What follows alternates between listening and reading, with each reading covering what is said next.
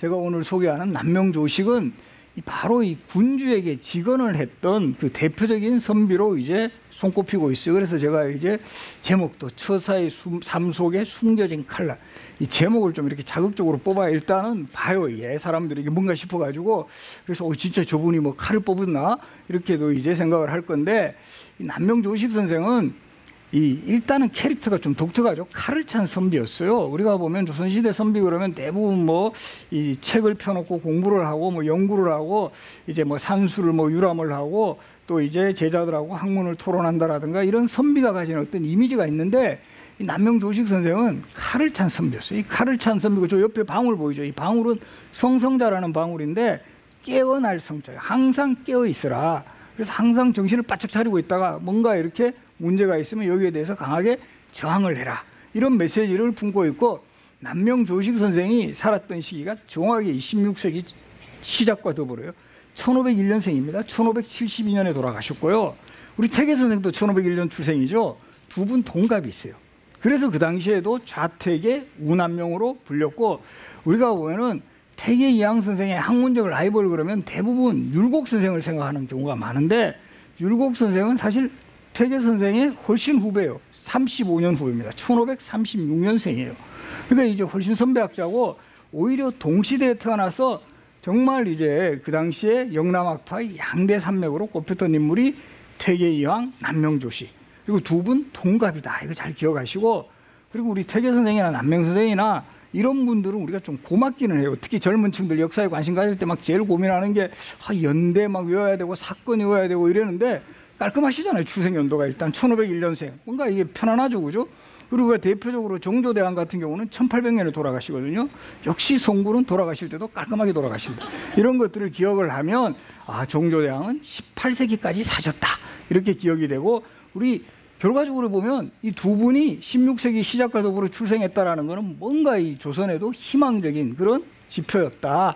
1501년에 출생을 하셔가지고 주로 명종 시대를 주로 살아갔던 인물이에요. 그리고 이 남명조식 선생은 일생을 이제 처사, 관직 생활을 하지 않고, 이제 나는 이 관직 생활을 하게 되면 되게 이제 정치적으로 부담을 많이 느껴야 된다라는 거죠. 근데 남명조식이 간 그 시대는 소위 말하는 사화의 시대라 그래가지고, 우리 16세기 시작과 더불어서 1498년에 무오사화, 1504년 갑자사화, 그리고 1519년 기묘사화, 그리고 이 1545년 이 을사사에 이르기까지 한 거의 뭐 50년 가까이 사화의 시대가 지속되면서 많은 선비들이 희생을 당하는 그런 시대예요. 그래서 이 선비들이 대거 이제 뭐 낙향의 길을 선택하고 이러는 경향이 시대적인 그 흐름이었어요.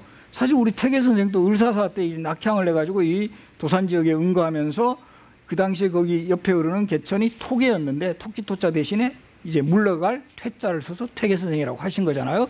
이 남명 선생도 비슷한 케이스예요. 그래서 이 정말 잘못되고 모순이 가득한 현실 정치에 거기에 그냥 영합해가지고 정치하는 것보다는 오히려 처사면 관직을 생활을 하지 않으면 내 할 말은 제대로 할 수 있다, 이런 판단을 했던 거죠. 그리고 그 결정적인 그 사례가 된 게 1555년에 바로 이제 명종 때 남명조식에게 단성현감직을 제수합니다. 뭐 요즘으로 치면 뭐 단성지역 군수쯤 되죠. 그런데 이거 우리가 조선시대가 가지는 또 가능성의 측면 중에 하나가, 이 제야에 응거하고 있는 이 선비들을 중앙에 발탁하려는 이런 움직임들을 많이 펼쳐요. 유일등용책이라고 합니다. 유일등용책이라 해서 이것도 지금 우리 시대에도 좀 상당히 고려를 해야 돼요. 이 묻혀있는 그런 인재들 중에 좀 정말 참신하고 능력 있고 이런 사람들 중앙 정치에서 정말 일을 좀 하게 하는 그런 시스템을 많이 이제 만들어 나갔는데, 사실 웬만한 사람들은 그 유일등용에 의거해서 관직 생활을 하는 경우가 많았어요. 이 비슷한 사례로 우리 토정 이재함 선생 아시죠? 우리 토정비결의 저자로 알려져 있지만 사실은 토정비결은 그 이름을 뒤에 붙인 거고, 원래 토정 이재함이라는 인물은 전형적인 조선시대의 행동하는 그런 학자였어요. 정말 선비로 포함할 수 있는 인물이죠. 그래서 토정 같은 분은 포천영감 한번 하고 아산영감을 해요. 근데 남명조식은 정말 이제 이력에 진짜 어떻게 보면 깔끔해요. 깨끗하게 모든 거 다 사직입니다. 왜? 지금은 때가 아니다. 이런 현실 정치에서는 쉽게 그 영합해가지고 정치 활동을 하는 것보다는 비판자로 남겠다. 그래서 그 당시에 단성영감을 제수받았을 때 사직 상소문을 올리는데 또 이분이 되게 또 꼿꼿한 선비니까 그냥 나 관직 못 맡겠습니다라고 한 게 아니라 바로 이 사직 상소문을 올려요. 그래서 1555년에 올린 단성현감 사직 상소문의 이 내용이 쭉 조선왕조실록에도 기록이 되어 있고 이 남명집에도 기록이 되어 있는데, 전하의 나라 일이 잘못되어서 나라의 근본이 이미 망했고 하늘의 뜻이 가버렸으며 인심도 이미 떠났습니다. 비유하면 큰 나무가 100년 동안 벌레가 속을 먹어 진액이 이미 말라버렸는데 해오리 바람과 사나운 비가 어느 때 닥쳐올지 까마득하게 알지 못하는 것 같으니 이 지경에 이른 지가 오래됩니다. 여기서 이제 이게 지금 위기의 시기다. 이런 시기에 함부로 이 관직 생활하는 거 이게 중요한 게 아니라 이 제대로 이 잘못된 현실을 바로잡아야 된다. 그리고 그 잘못의 원인이 어디 있느냐 이것을 지적하고 있는데요. 이때 왕은 명종이었어요. 명종의 어머니가 문종왕후고 문종왕후가 수렴청정을 했을 때요. 자정께서는 생각이 깊으시기는 하나 깊숙한 궁중의 한 과부에 지나지 않고 전하께서는 어리시어 다만 선왕의 외로운 후계자이실 뿐이니 천가지 백가지의 천재와 억만갈래의 인심을 무엇으로 감당하며 무엇으로 수습하시겠습니까? 이걸 딱 올린 거예요. 진짜 이게 나라가 이렇게 지금 거의 망할 지경인데 이런 상황에서 이거 제대로 지금 뭔가 대책도 세우고 있지 않다. 그러면서 그 원인을 바로 이제 명종을 대신해서 수렴청정하고 있는 대비 문종왕후에게 찾고 있는 거예요. 그러면서 문종왕후를 딱 지적해가 깊숙한 궁중의 한 과부 이런 표현을 써요. 우리 진짜 과부한테 과부라 그러면 정말 기분 안 좋아요, 그죠? 그래서 이 문종왕후 입장에서 완전히 이건 불경스러운 표현이에요. 그리고 이 명종 보고도 이거 제대로 뭘 못하는 고사라는 표현을 해요. 외로운 후계자. 그래서 이런 표현을 썼기 때문에 그 당시에도 이건 군주에게 이거 완전히 대놓고 대들었다. 이 군주에게 불경을 범했다. 이렇게 해서 사실은 강력하게 처벌을 해야 한다는 주장이 제기가 되었는데, 사실 이때도 우리가 조선시대가 또 가지는 중요한 또 가능성의 측면이 언론권이 상당히 보장되는 나라예요. 우리가 조선시대 언론 3사라 그래서 사원부 사관원 홍문관 이것이 언론 3사고, 언론 3사에서 주로 하는 일들이 왕이 지나치게 독선을 하거나 하면은 견제를 하고 거기에 대해서 지적을 하는 거예요. 우리 드라마 같은 데서도 보시면 조선시대 이런 그 언관들이 제일 많이 하는 이야기가 뭐 같아요? 아니되옵니다. 통촉하여 주시옵소서. 왕 듣기 싫은 소리 골라가면서 한다는 거예요. 근데도 그게 넘어가는 사회예요. 지금 우리 현대 정치에서 오히려 잘못 대통령한테 아니되옵니다 그러면 바로 뭐 공천 탈락 들어가고 막 이래요. 그런 거하고 비교해 보더라도 이게 조선시대에는 이런 문화가 오랫동안 지속이 되었기 때문에 왕이 함부로 독재를 못한다는 거예요. 연산군 같은 독재군주 쫓아내버렸잖아요. 이 반정이 일어난다는 거죠. 그래서 이때도 언관들이 정말 나서서 남명이 초야에 묻힌 선비에서 표현이 적절하지 못한 것인지 그 우국충정은 높이 살만하다. 그리고 남명에게 죄를 주면 언로가 막혀버린다. 이런 식으로 무마를 해서 결과적으로 이때도 보면 나름대로 이 언관들이 되게 지혜롭게 처신을 해요. 이 명종의 마음을 그렇게 기분 나쁘지 않게 하면서 뭐 쉽게 말씀드리면 저 촌사람이어가지고 조금 세상 물정 몰라가지고 좀 그런 거지 저 사람 그냥 괜찮은 사람입니다. 이런 식으로 결국 변호를 해가지고 결국 남명조식은 오히려 뭐 그 당시로 치면 정말 제대로 된 선비다라는 이미지를 강하게 심어준 게 바로 이 단성현감 사직 상소문이었어요. 그러니 남명이 이런 직언을 하는 상소문을 올릴 수 있는 배경에 바로 이 남명 사상의 핵심인데요. 경의 사상이라고 그래요. 경은 철저한 자기 수양을 뜻하는 그 말이고 항상 깨어 있다라는 것을 상징하는 것으로 요 방울을 차고 다녔어요. 성성자라는 방울. 그리고 이 의는 실천적 행동을 뜻하는, 그래서 우리 뭐 정말 뭐가 잘못이 있으면 이것을 칼을 뽑아가지고 이거 찔러야 된다. 그래서 이 남명의 이 칼을 경의검이라고도 표현을 했는데요. 내명자 경, 안으로 밝히는 것은 경이요 외단자 의, 밖으로 과감하게 결단한다 또는 끊는 것은 의다. 이런 그 경의검을 소지하고 다니면서 바로 이 이미지하고 일치한다라는 거죠. 바로 이런 단성현감 사직 상소문을 올리면서 조정의 그 당시의 문제점이라든가 외척 정치의 폐단을 신랄하게 비판을 했고, 1568년에 올린 서리 망국론 같은 이런 글에서도 당시 서리들이 정말 그 백성들을 괴롭히는 이런 현실을 날카롭게 지적을 합니다. 그래서 이런 거 보면 남명조식은 그냥 처사라 그러면 그냥 제야에 응가하면서 그냥 뭐 뭐 유람 생활하고 그렇게 뭐 자연만을 즐기고 이런 처사가 절대 아니다라는 거예요. 현실에 상당히 정말 귀를 대고 있다가 그 현실이 잘못되면 바로 이제 행동하는 지식인으로 나섰다라는 거죠. 그래서 이 남명조식은 지금 경남 산청 지역이 이제 남명조식 선생이 주로 활동했던 지역이고요. 태어났던 곳은 합천이에요. 합천이고 처가가 김해에 있어서 김해에서 주로 또 사셨고, 그리고 이제 말년에 이 산청에서 사셔서 그래서 지금 요 산청 지역에 선비문화연구원이 들었었습니다. 여기도 상당히 지금 경쟁의식이 있습니다. 안동국학진흥원, 경상북도에 안동국학진흥원이 있으면 우리 경상남도에도 있어야 된다 해가지고 계속 이 노력을 기울여가. 그리고 바로 이 경상북도에 퇴계가 있다면 우리 경상남도에는 남명조식 선생이 있다, 이렇게 돼서. 근데 이게 결코 나쁜 건 아니에요. 우리가 보면 이런 우리 현대사에서도 YS하고 DJ 이런 라이벌 구도가 있으니까 사실은 우리 현대 정치사가 상당히 좀 풍성해지고 그런 것처럼 이 두 맞수분이 함께 똑같은 시대에 존재했다는 건 상당히 의미가 있어요. 남명조식 선생을 배양한 서원이 덕천서원이고 후학들을 가르쳤던 곳이 이 세심정이고, 요 남명 선생이 이렇게 후학들을 가르쳤던 요 세심정 요 부근에 가면은요 이런 시가 있어요. 이것도 보면 남명사상을 보여주는 핵심적인 시인데, 욕천이라는 시인데, 온몸 40년 더러움을 이것이 맑은 물에 이거 내가 씻어버리겠다. 그런데 티끌이 조금이라도 내 오장에 쌓인다면, 이게 지금 핵심인데요. 여기 보면 바로 배를 갈라 흐르는 물에 붙이리라, 이런 표현이 있어요. 아까 우리 사무라이 이야기도 잠깐 나왔는데 이 칼을 찬 선비 이미지요. 완전히 이거 정말 내가 이런 잘못된 모순이라든가 내 명예가 더럽혀지면 나는 정말 내 몸을 그대로 가를 수도 있다라는 이런 의지. 이거 보면 조선시대 이게 어떤 분들은 이런 정말 자료 보면 유학자 맞아, 저 양반 저 사무라이 아니야 이러고 있는데, 실제로는 이 정도의 과감한 결단력. 그래서 이 남명조식 선생의 이런 실천이 그대로 계승되는 게 임진왜란 때 최대 의병장이 남명문화에서 배출되죠. 우리 곽재우 장군, 정인홍, 김면, 이 소위 말하는 임진왜란의 3대 의병장이라고 불리는 사람들이 다 남명조식의 문화에 있었죠. 1501년 출생이고, 아버지가 상당히 아버지 때부터 이 사화 때 자천된 그런 경력이 있어서 남명의 의기 격양의 풍모가 부친에게서 나왔다, 이런 표현이 있고요.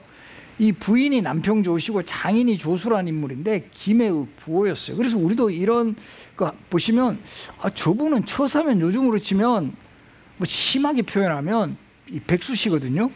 봉급을 못 받던 시잖아요. 정규직 아니잖아요, 그죠? 근데 이런 분들 꽤 잘 사시거든요. 또 막 제자들도 몰려와요. 이게 왜 이게 가능하냐?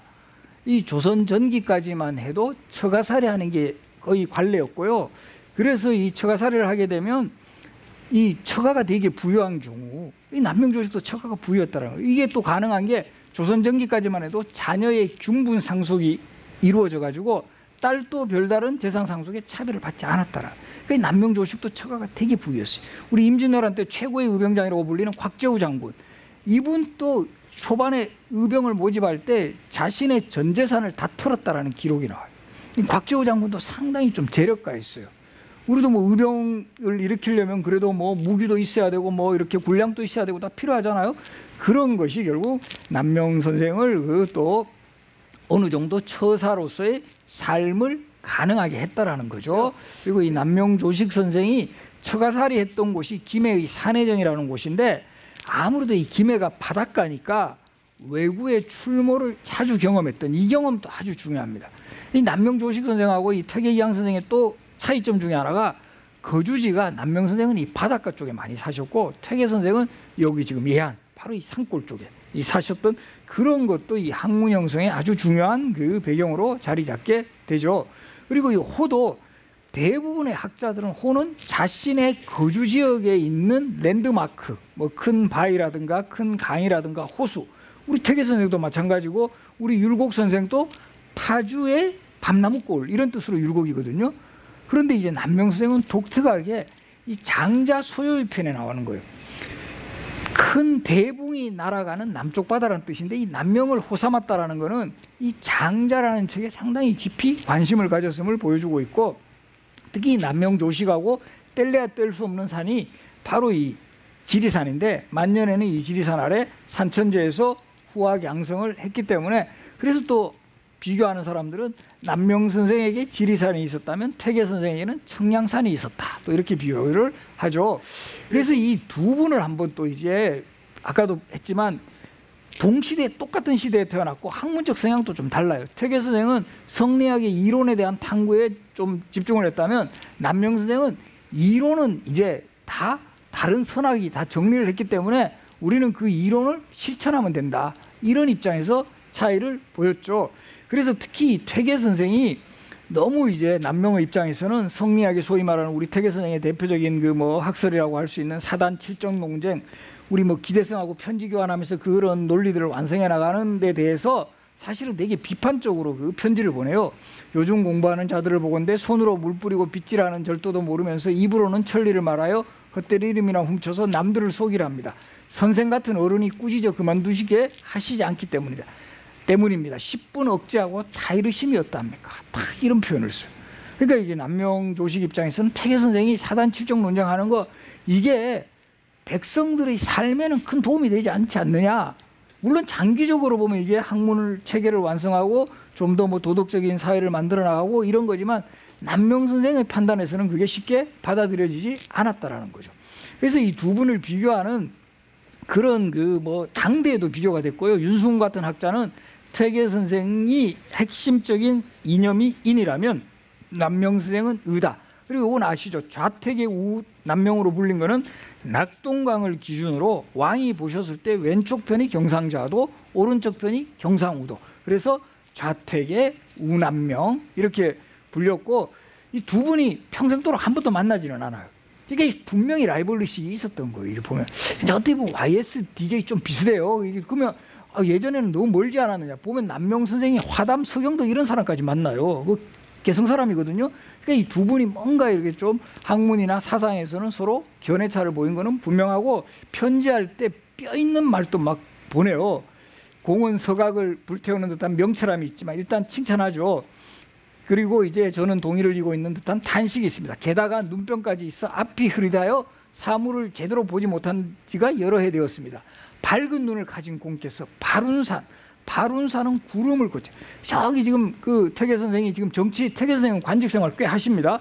하면서 그 관직 생활하는 시점에서 이 외척들, 잘못된 그 세력들을 좀 제거해 주십시오. 그러면서 이게 좀 절묘하지 않습니까? 옛날 사람들도 다 그냥 외척을 제거해 주시겠습니까? 아니라 한약재를 통해서 발운산으로 다 가십시오. 이러니까 우리 퇴계 선생도 가만히 있을 수가 없죠. 가만히 계실 수가 없으니까 나도 단기를 찾는다. 이것도 이중적이에요. 나도 마땅히 돌아가고 싶지만 나도 이제 현재는 또 이런 상황에서, 퇴계 선생은 또 그런 입장이에요.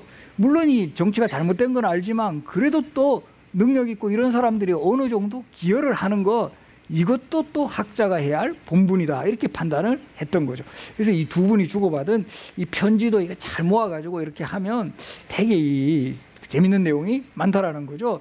그래서 이 두 분은 출사보다는 학문 연구와 후진 양성에 전념했지만 남명 조식이 더 이제 모순을 격하게 느꼈던 이런 인물이었고, 특히 이 대외 문제에서도 외부에 대한 토벌에서도 남명 조식 서재 같은 건 아주 저들은 확 잡아버려야 된다, 이런 식이죠. 우리로 뭐 직업으로 치면 북한에 대한 거라면 아주 강경책을 써야 된다는 입장이라면, 그래서 남명 선생은 제자들한테 시험 문제 같은 거를 내요. 외구에 대해서 어떻게 대책을 했으면 좋겠느냐 하고는 답답해서인지 당신이 모범 답안 제시합니다. 눈을 부라리며 말하기를 반드시 내 모가지를 뽑아버리겠다고 하면 비록 삼척 동자라도 그것이 공갈인 줄 알게 된다. 뭐 스승이 이렇게 모범 답안 제시하는데 제자들 어떻게 하겠습니까? 제자들도 이렇게 답안 써야 되겠죠, 그죠? 그러니까 이런 부분에서 사실 퇴계 선생은 사실은 일본을 교린책을 많이 씁니다. 저들에게 좀 뭐 필요한 것 좀 대장경 같은 것도 좀 주고 좀 쌀도 주고 해가지고 저들이 도발하지 않게, 그런 어떤 퇴계 선생의 입장이 일본에서는 상당히 좀 유연하게 받아들여요. 이 서로가 이런 그런 대외 간에서도 달랐죠. 그래서 조식 문화에서는 많은 의병장이 배출이 되었고, 곽지우 같은 경우는 남명조식 선생의 외손녀 사이가 되는 인물이에요. 그리고 남명이 직접 병법을 전수했다라는 기록이 있고 이 두 분의 운명은 두 분은 다 1575년 동서분당 소위 말하는 당쟁이 시작되기 전에 다 돌아가십니다. 돌아갔는데 훗날 1575년에 처음으로 퇴계 이황 선생이라든가 남명조식 선생의 후예들이 동인이 돼요. 그리고 이제 율곡이라든가 우계송원의 제자들이 서인이 되는데 요 동인이 다시 1589년 기축옥사를 계기로 퇴계 선생의 제자들은 남인이 되고 바로 이 남명조식 선생의 제자들은 북인이 되는 거죠. 그러면서 이때도 또 걸출한 인물이 나타납니다. 이 퇴계 이황 선생의 대표 주자가 바로 서예 유성룡이 되는 거고 남명조식의 대표적인 제자가 바로 내암 정인홍.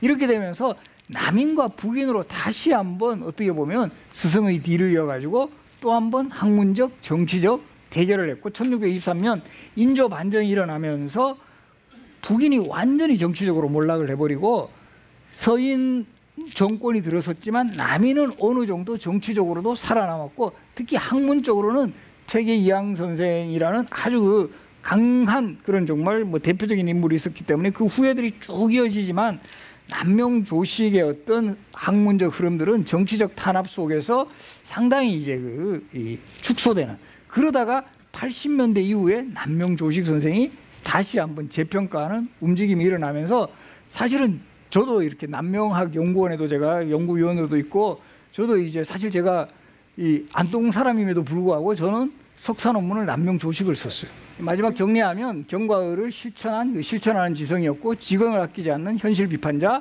최후까지 국방을 걱정한 학자고 그 학문이 헛되지 않았다라는 게 그 제자들이 최대의 의병장을 배출하면서 우리 또 16세기에 또 이 조선의 선비 정신을 대표적으로 구현했던 인물이 남명조식 선생이었다. 이렇게 정리를 하겠습니다. 고맙습니다.